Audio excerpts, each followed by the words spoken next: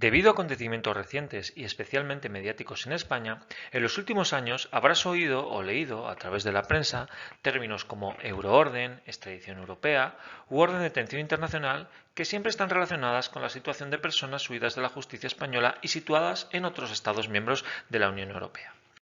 Llegado a este punto, quizás te hayas preguntado alguna vez qué es en realidad o en qué consiste la Orden Europea de Detención y Entrega. Pues bien, en este vídeo voy a intentar darte las claves para que puedas entenderlo. Cuando una persona comete un delito, debe ponerse a disposición de las autoridades judiciales para que pueda ser juzgado mediante un proceso con todas las garantías.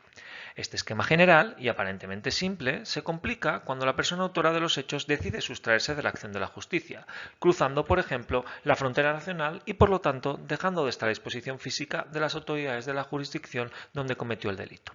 En estos casos, para poder juzgar a esta persona con garantías, es necesario, por lo tanto, solicitar la colaboración de las autoridades de la jurisdicción donde se encuentra ahora físicamente esta persona. O lo que es lo mismo, las autoridades de ambos estados deben cooperar de alguna manera para evitar precisamente la impunidad de los hechos presuntamente delictivos.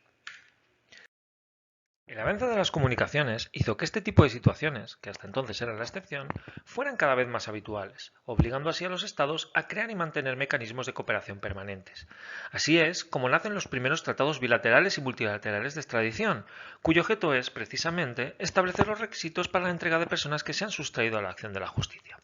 Estos tratados, como normas entre estados de derecho internacional público, varían mucho en función de cada caso concreto, pero en general suelen tener una serie de características comunes que muy sucintamente te voy a comentar a continuación.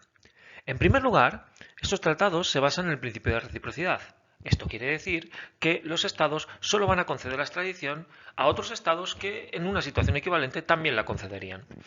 Habitualmente, además, prohíben la entrega de los propios nacionales, lo que quiere decir que los estados no conceden una extradición cuando el afectado o la persona reclamada es un nacional de ese mismo estado.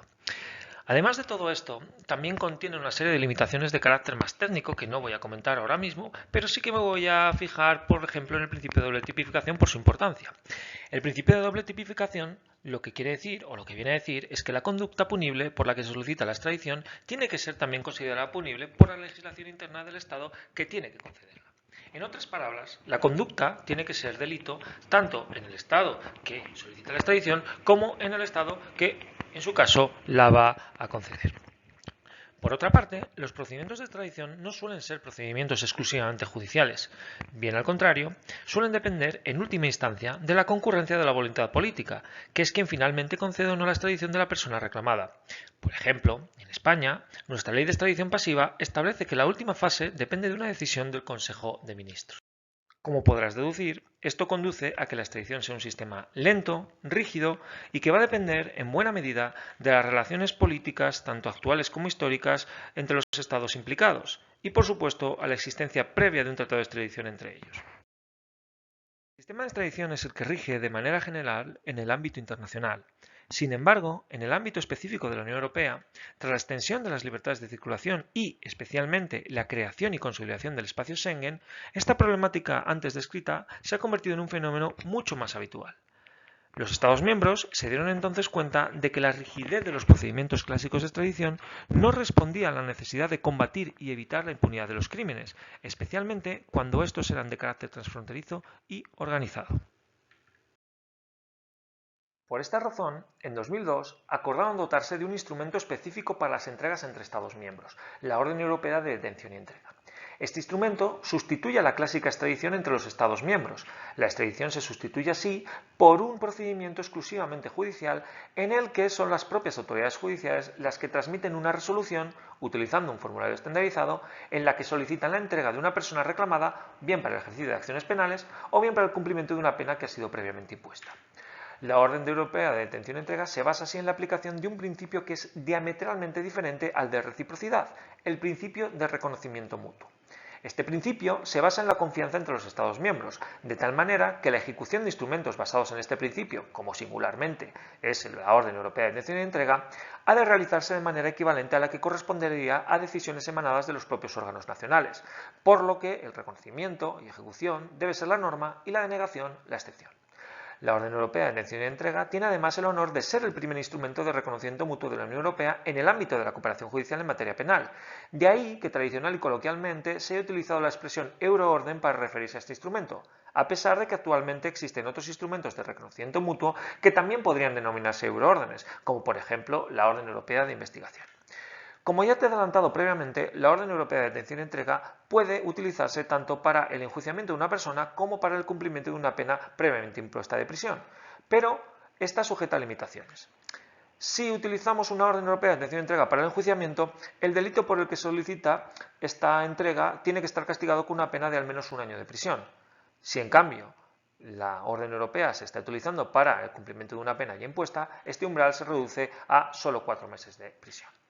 La Orden Europea de Detención y Entrega, además, prescinde de algunos principios o límites que sí rigen en la extradición clásica y que te he comentado anteriormente, como es, por ejemplo, la no entrega de los nacionales, o también se limita bastante el principio de doble tipificación. Respecto a este último, la Orden Europea de Detención y Entrega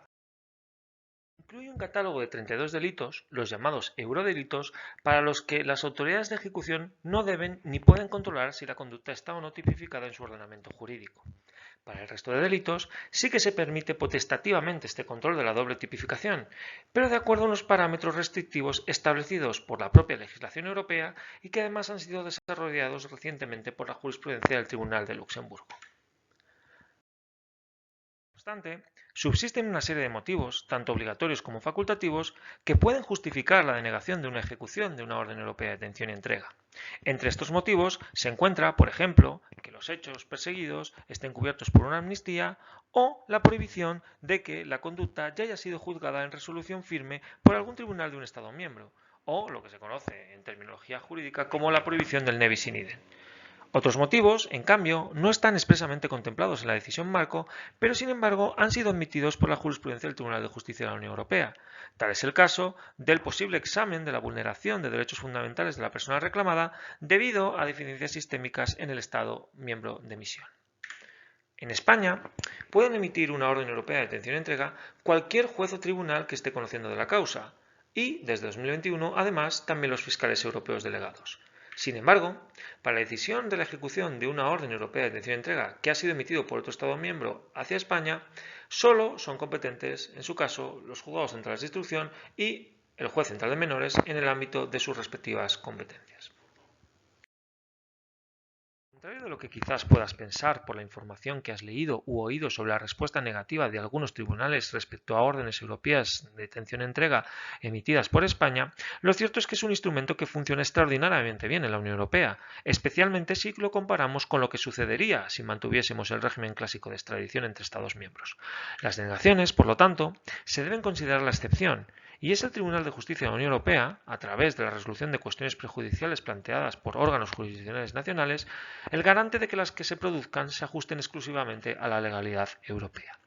Así pues, la Orden Europea de Detención y Entrega, como instrumento de reconocimiento mutuo que sustituye a la extradición entre los Estados miembros de la Unión, contribuye de manera fundamental al mantenimiento de un espacio de libertad, seguridad y justicia basado en la libre circulación de personas y siendo sin duda uno de los grandes hitos en el proceso de integración europea. Si este vídeo te ha resultado de utilidad, por favor siéntete libre de compartirlo. Para cualquier duda o consulta, tampoco dudes en contactarme a través del correo electrónico que te dejo en esta diapositiva. Muchas gracias.